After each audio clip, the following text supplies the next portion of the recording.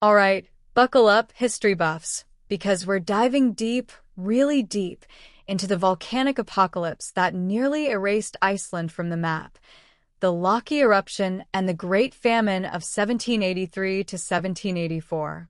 We're not skimming the surface here. We're going to explore the minutiae, the human stories, and the global ripples of this catastrophic event. Setting the stage, Iceland before Laki. Imagine Iceland in the late 18th century, a land of stark beauty and brutal hardship. Life was a constant struggle against the elements. The island was under Danish rule, a distant authority that often seemed indifferent to the challenges faced by its Icelandic subjects. The economy was agrarian, built on the backs of sheep, cows, and horses. Fishing supplemented their diet, but livestock was the cornerstone of their existence. The population, around 50,000, was scattered across the island, living in small, isolated communities. Communication was slow, and survival depended on communal cooperation and resilience. They were a hardy people, forged in the fires of a challenging environment. The eruption, a descent into hell. In the early summer of 1783, the earth began to tremble. On June 8th, a fissure opened near the Laki Mountains, a volcanic system in the south of Iceland. It wasn't a single eruption, but a series of them, stretching over 8 months. Imagine a 25-kilometer-long crack in the earth, spewing forth lava and toxic gases.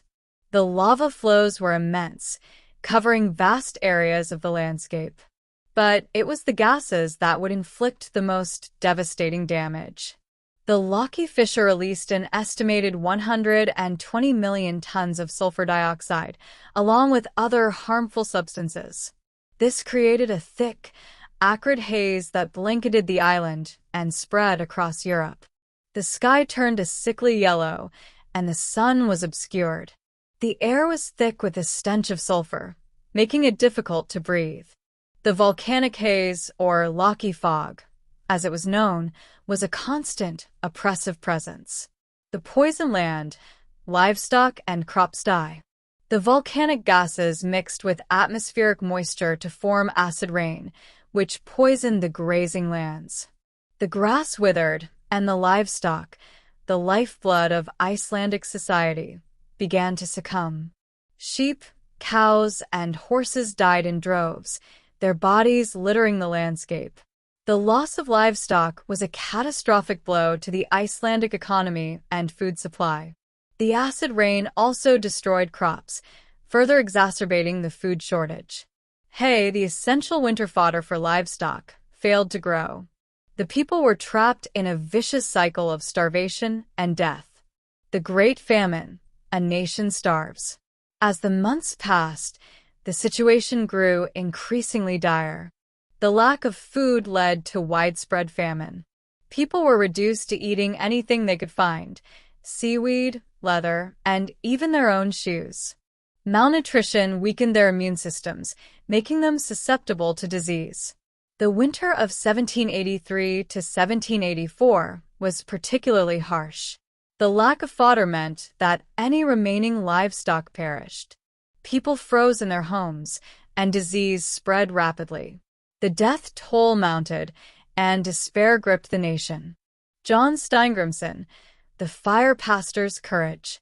Amidst the chaos, a figure of hope emerged. John Steingrimsson, the pastor of the parish of Vesterskafte Felsisla. He became known as the fire pastor for his unwavering faith and courage in the face of the disaster.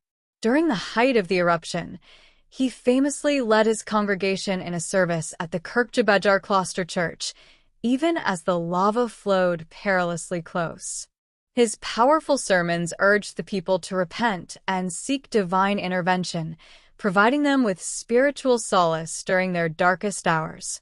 His writings, which document the events of the famine, provide a vivid and harrowing account of the suffering endured by the Icelandic people. He wrote of the stench of death, the cries of the starving, and the despair that gripped the land. Skuli Magnusson, a fight for survival. Skuli Magnusson, Iceland's treasurer, played a crucial role in providing relief to the starving population. He worked tirelessly to secure aid from the Danish government, often facing bureaucratic hurdles and indifference. He advocated for reforms to improve Iceland's economy and reduce its dependence on livestock. He understood that the famine was not just a natural disaster, but also a symptom of systemic problems. The Danish response: too little, too late? The Danish government's response to the famine was slow and inadequate. While some officials recognized the severity of the situation, others were slow to act. The distance between Copenhagen and Iceland, combined with bureaucratic delays, hindered the delivery of aid. There was even serious discussion within the Danish government about evacuating the entire Icelandic population to Denmark. This radical idea reflects the scale of the disaster and the desperation of the times. Global impacts. The Loki haze in Europe. The Loki haze didn't stay confined to Iceland. It drifted across Europe, affecting weather patterns and causing crop failures.